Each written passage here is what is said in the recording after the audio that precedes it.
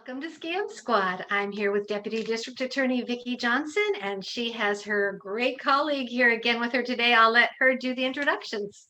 Thank you, Patty. Yes, we're really happy to have Dayton Aldrich back with us again. Dayton is the restitution specialist here at the District Attorney's Office.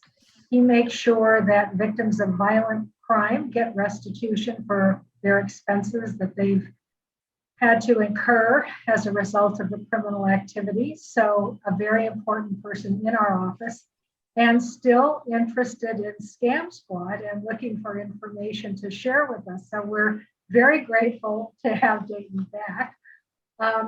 And he's going to start off today. He has a couple of things he's going to cover for us, but he's going to start off today with one of our classics. And that's what we are calling some of these scams that have been around forever and just refuse to go away. So Dayton, tell us what's happening. So this is one that I found recently that was posted by a senior man in Santa Barbara on the Nextdoor app. And before I get too far into the story, I just want to start with introducing the Nextdoor app as I would say one of the few and far between safe social media sites for people to join and take part in. They do a lot of identity verification so that only the people who actually live in a certain neighborhood are allowed to post comments and stories to this app. So this was a local Santa Barbara man who posted this story, and I'll just read it for you. It's titled Phone Scammers. Hey gang, Barry here to drop a little word of warning about scammers these days. Let me tell you, Friday morning, I'm standing in the yard eating my cheesy pita from the evening before when I get a call on my phone. Now I make a policy to always answer the phone since I missed a call from Pete Sampras back in '97. So I finish my bite and pick up the phone, and wouldn't you know it, I get a call that my nephew is in county jail after trying to fight a police force, which caught me off guard since I thought he was going off to the kids' world to do a TikTok video. So I sent in the bail money because, even old Barr has a fight here and there with a couple of police horses back in his day. And not 3 minutes later do I see my nephew, covered in what I'm hoping was barbecue sauce, hop off the bus near our house. He walks into our yard. I offer him a bite of my cheesy pita and ask why he's not in jail. The cut to 3 hours later, he's teaching me how to buy my own identity back off the dark web, and I'm out $4,000. Long story short, gang, you never know what the day has in store for you. Happy Wednesday from Barry. So Barry's quite the writer, isn't he? He's quite the writer. And I thought this was a lighthearted kind of reminder that this scam is very much still out there. With the prevalence of social media, it's really easy for a scammer to find grandkids or children and then go after the parents or the grandparents to try to take advantage of them. Thankfully, it sounds like, Barry, after falling victim to this, wanted to let the community know that this is going on. So we're able to share it with you. But this is still out there. Wow. Yeah, and $4,000 gone is still nothing to sneeze at. That's upsetting. I'm glad he's so lighthearted about it and can see the bigger picture. And he wrote it in such a great fashion that it really tells the story. But it could have been devastating depending on the person's circumstances. Yeah. And that's why having an app like this and having access to it is a great tool that our community can use, because there's a lot of other people that read this post who are going to be much more wary of engaging with the grandparent scammers over the phone. So it's a great tool to kind of get the pulse on your local neighborhood and what scams are going on locally. Absolutely. So thank you, Dayton, for sharing that. Next up, we know that lots of seniors use Venmo, and Dayton has some important information about the use of Venmo, but I'd like for him to start by telling us what it is and then what we need to know about the use of Venmo. Dayton? Yeah, so Venmo is an app, and it's an app that allows two parties to send money back and forth to each other. This can be used for businesses, use Venmo, that you can pay for your goods and services by going onto your app, linking it to your bank account, and then being able to send money directly to the person. And honestly, if used properly and safely, it's a great app. It's very secure, and I do recommend it to everyone, especially seniors. I would say it's much more safe to properly use Venmo to send your grandchild maybe a gift for his birthday or her birthday, some cash over Venmo than it would be to write a check and put it in the mail. Venmo would be much safer. However, there are some concerns about Venmo. The primary concern is, unfortunately, Venmo's privacy policies that they start you off with are not very private. Basically, they show all of your transactions and a history of all of your transactions, everyone you've sent money to, received money from, how much and what it was for. That's kind of scary because we wouldn't want, my bank account information. I wouldn't want everyone to know everything I've ever bought, every person I've ever sent money to. So that's concerning. There's an easy way to fix this, which is if you open up your Venmo app and you look at the 3 horizontal lines on the right top-hand corner of the app, and you go to settings and then privacy, and then turn your settings to private. And then while you're right there, you can drop down and it says friends list, and then you want to set that as private as well. And Patty, let me tell you the reason why this is relevant today is because a couple months after our current president was elected, someone tried to do some research on Biden and was able to find essentially what they're calling Biden's hidden Venmo account. Really? Yes, for whatever reason, he thought that he had made it private and it wasn't. You can't find it now because now it is private and it's been taken down. But for a period of time, a couple months after he was elected, all of his transactional history was public for anyone to see. There's obviously a bunch of security concerns around that we don't need to go too far into, but Venmo is great. Just make sure you're using it privately. Right. And I always wondered, because I have used Venmo here and there, and I always wondered why people don't have it private. So-and-so paid so-and-so this. And you're like, oh, I wonder if they went out to dinner together. It's just like it goes on and on and on the list. Yeah, it and you seems could like easily, most people don't keep it private. yeah, and you could build a dossier or a profile on someone based off of when they're spending money, how much they're spending. So we definitely want to make sure that is private. So true confessions here. This is not a problem for me because, of course, whenever I've tried to use Venmo, it hasn't worked for me. So I've never been able to get far enough into the app to see all of the history that they were talking about. But had I gotten into the app and were I able to see that, I would have found that very alarming. Yeah, that's a lot of information that it I is don't need a lot of the world information to know. of everybody you know and who they paid. Is it better or worse than PayPal or Zelle? Is one app better than another? Zelle would probably be the best. Any of the ones that are purely bank to bank. Zelle is, for instance, Bank of America's version of this, where if Party A has Bank of America and Party B have Bank of America, they can use the Zelle app. That's very secure. Venmo, it's pretty sure it's the same company as PayPal. It's just as secure. If you're using it properly and securely, it is safe and secure. Venmo is really great. One of the great features they have is that you have to create either a photo or an avatar for yourself. So when you're going to send money to someone, you can say, oh, I think I found you on Venmo. Are you the pink kitty next to an elephant? And the person will say, no, I am the tractor truck. And oh, I guess I have the wrong person. I'm not going to send the money to them. So it's actually a relatively secure way to make sure you are dealing with the true person, and it is a safe way to send money. Yeah, you will like it once you get into it, Vicki. It's really pretty cool because it's just like instant, the younger people use it a lot if they go out to dinner together and they want to pay their share, and just while they're sitting there, they just send it off and choo, it's just really paid. Okay, well, you don't have to find the cash or fumble with it or send somebody a little check, or if your office is getting a gift together for the boss or anyone, they might have all the employees contribute. So it is really nice and easy. I think it's a very cool invention, all these new apps. But thank you for warning us about the security. I always wondered, why do I have to see who paid who, all this stuff? I thought it was rather strange. So maybe they don't know about the privacy, or they don't care. I don't know which.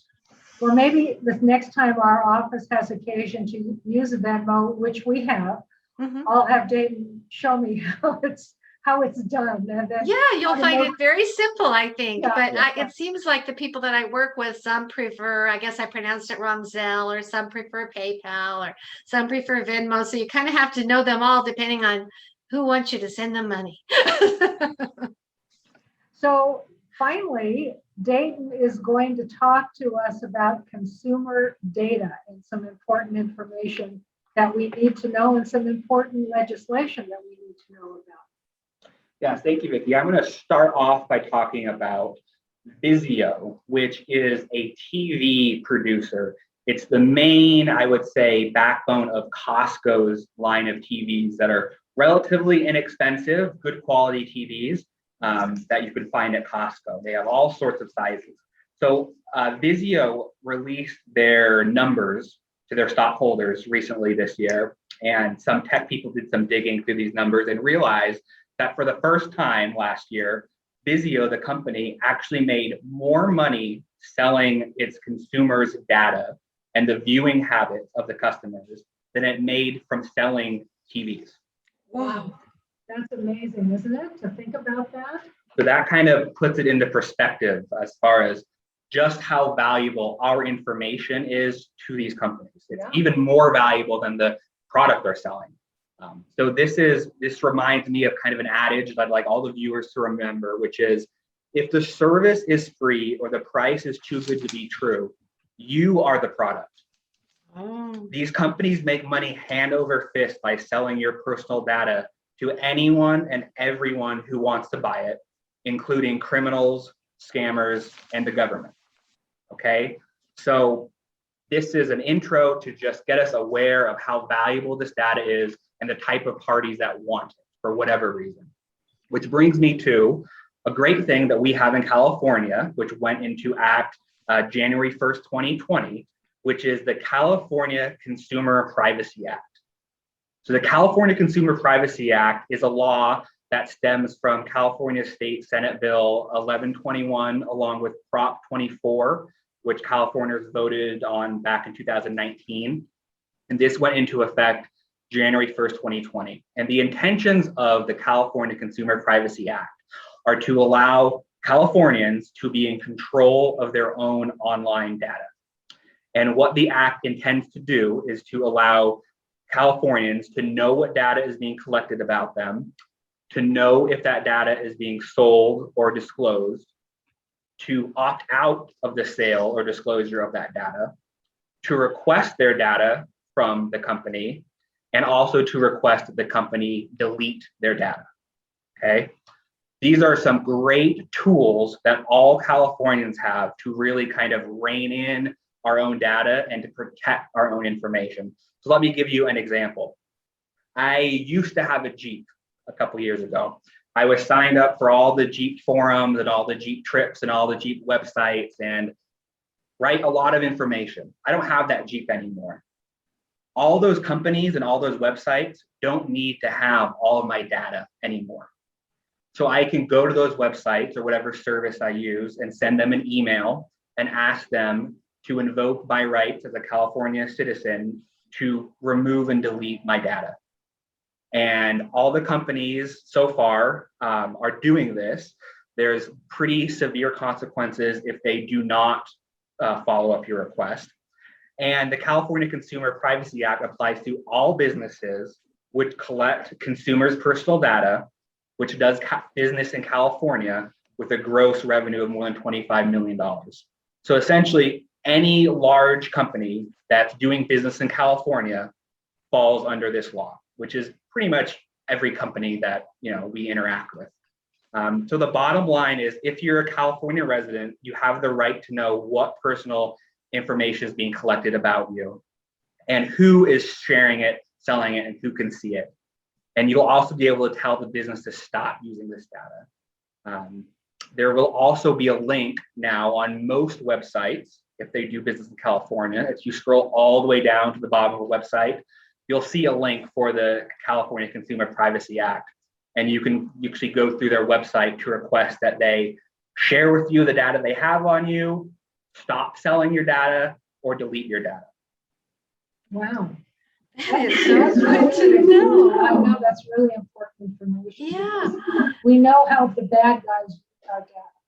Yeah, circling back to like Vizio, do they get your information when you register your product? Is that a trick sometimes? Yeah, Appliances. So for the Vizio story, they were collecting customers' registration data and selling it, but also they had electronics in the TV that as soon as it was connected to an internet signal, which all of these TVs are nowadays, because everyone's using some form of a smartphone, they were actually sending the data straight back to Vizio.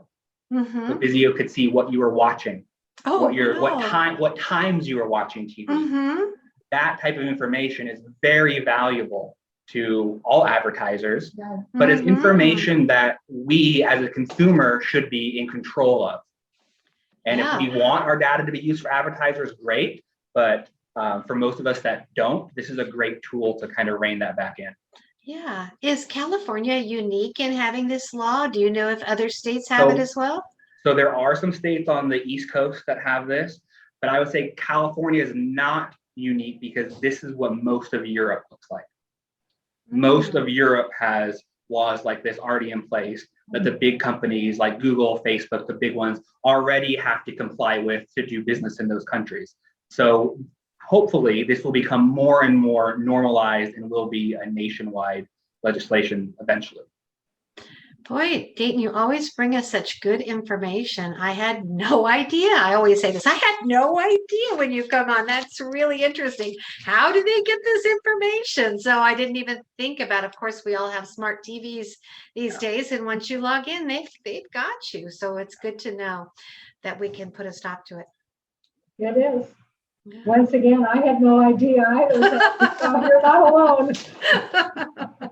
It's a good thing Dayton digs into all of this stuff so that you can keep us informed. It's so valuable. Right. So That's valuable. Right. Yeah. Very valuable. Okay.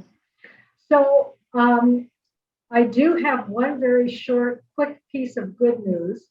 As you know, I have my fraud hotline, and I give the number at the end of the show. And often I get a phone call on my fraud hotline from somebody who has been scammed, sadly enough.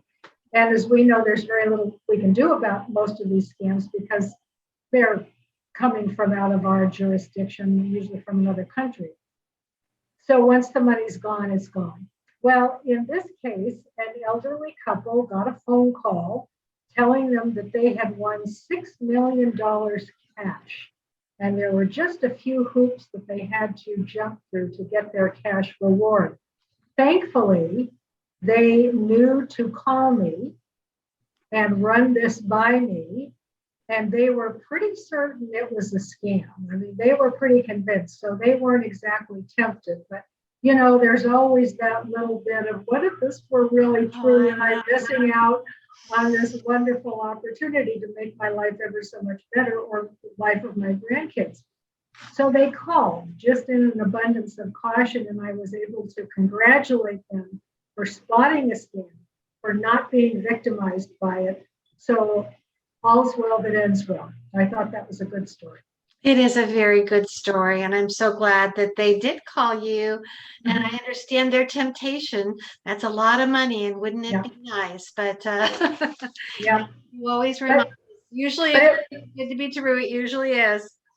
You know, and often the award amounts are so huge, you know, 200 million, that you think, but 6 million sounds a little bit more reasonable. Like maybe that's a possibility, maybe.